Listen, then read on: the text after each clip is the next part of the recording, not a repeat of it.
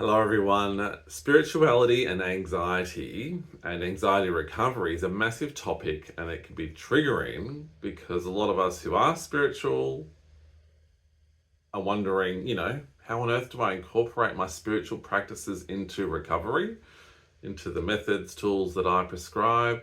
Um, why haven't I recovered if I have a belief in something bigger, a God?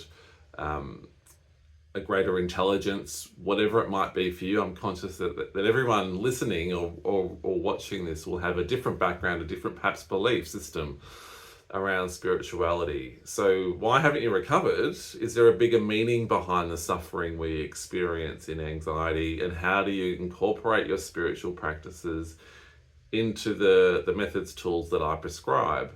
Now, of course, there are many people who aren't spiritual as well. So many of us aren't spiritual in any form.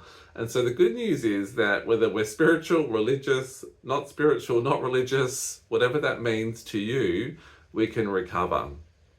That's why I don't talk about it a lot in videos, because I talk about a very logic-based approach to anxiety recovery, which anyone can access and recover from. I work with people who are spiritual who have recovered from anxiety, people who are not spiritual or who have recovered from anxiety. The reason why I'm making this video is because a lot of people who are spiritual or have spiritual beliefs struggle to reconcile their beliefs with both the meaning behind their suffering. For example, I was brought up Catholic.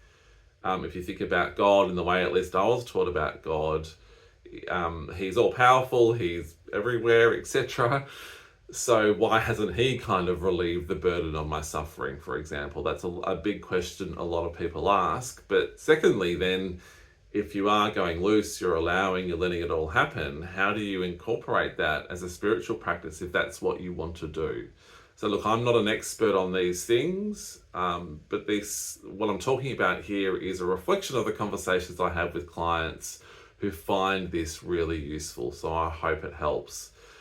The first thing is there any meaning behind the suffering that you're having from anxiety? Now, if you're really heightened, you're really sensitized, you're in a really tough moment, a long setback, this might be really irritating. But all I can say is that leading up to my own experience of anxiety, I had realized that I was unhappy. I had my first panic attack. I was still bewildered by the state I was in, as Claire Weeks talks about. But on some level, some part of my mind, I knew I was unhappy. I knew that life was heading in a direction of stress and fear, but I couldn't really articulate it. I thought perhaps everyone was like that. I was so lost in it, the fear and suffering, I couldn't see a way out. And paradoxically, even though it was hell at the time, it was awful, the suffering I endured was my wake-up call. Those extreme panic attacks, extreme anxiety that I experienced that seemed to come out of nowhere. I now know that it was building for a long period of time, but at the time I didn't. I had no idea what was going on. That was my wake-up call. That was my body stepping in to say, Sam, you need to slow down. You need to get perspective.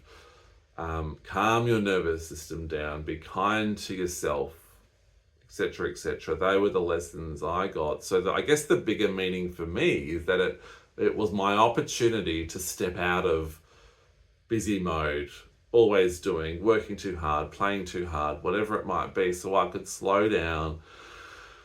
And if I think about one aspect of spirituality, moving back into the present moment. So it really forced me to slow down, move back into the present moment. And every time I went to worry about the future, ruminate over the past, I had nowhere to go but go back into the present moment. So that was the opportunity in it for me. So you could argue moving back into the present moment is a spiritual practice in of itself. Now, this is going to be different for everyone depending on what your background is, what your spiritual beliefs are, religion, non-religion. Again, we can kind of use the same principles that I'm talking about here no matter what. So I guess, I would argue there is always an opportunity in the suffering we experience. There is a bigger meaning we can leverage if we can see it. Now, again, if you're in the midst of suffering, you're highly sensitized, you don't need to think about any of these things. I would encourage you to practice, And then at some point, you might think, okay, you might start to reflect and go, oh, I get why this has happened now. I can see the opportunity in it. It doesn't matter if you can't at the moment. That won't stop your progress. So meaning and purpose behind the suffering can come in. You may have your own version of that for you, and you may understand it as maybe God intervening, if you like, or the greater intelligence behind your beliefs intervening. We learn so much through suffering. Suffering's our greatest teacher, as people like Eckhart Tolle talk about. So again, you might be able to see it through the lens of your own beliefs and articulate it for yourself in a better way that I can for you. So that's kind of the meaning and purpose behind the suffering we experience.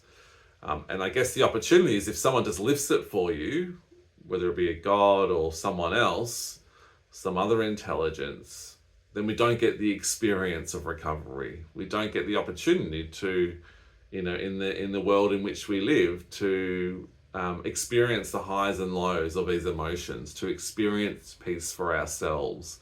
Would it have the same meaning if it was just granted to us instantly? It means that we wouldn't have the emotional peaks and troughs of life. We wouldn't experience the joy because there is no opposite, or the laughter, or whatever it might be. So I guess the opportunity is, if no one takes it away from us, we get to recover ourselves and experience true freedom for ourselves. And I guess that's the opportunity behind it, at least as I see it for me. The second aspect is, how do you practice? So, allowing, going loose. This is just adrenaline. This is not serious, highly unpleasant, not serious. Allow, go loose. How do you incorporate your spirituality or your lens, your beliefs into that process? Well, you can do it whichever way you want, but a lot of clients tell me it's like prayer, for example.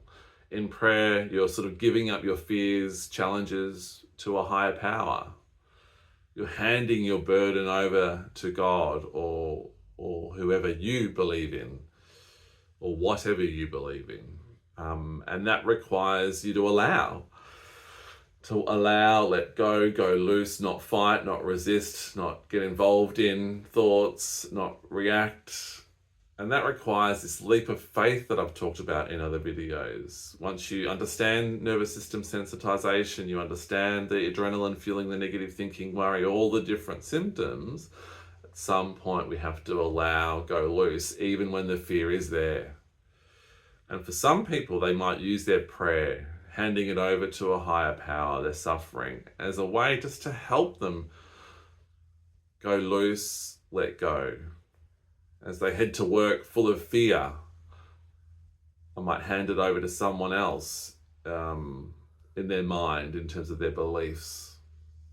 They might use prayer, incorporate that into their practice. There is no right or wrong with this stuff, but that's the way we can incorporate our spiritual beliefs into recovery, whether it be understanding why it's happened, why no one has maybe alleviated the burden for us, or no other being, entity, whatever it might be for you, but also then how do we incorporate perhaps other practices that you have into your recovery through the allow, go loose, letting go. If your practices help you let go, go loose, accept, absolutely use them.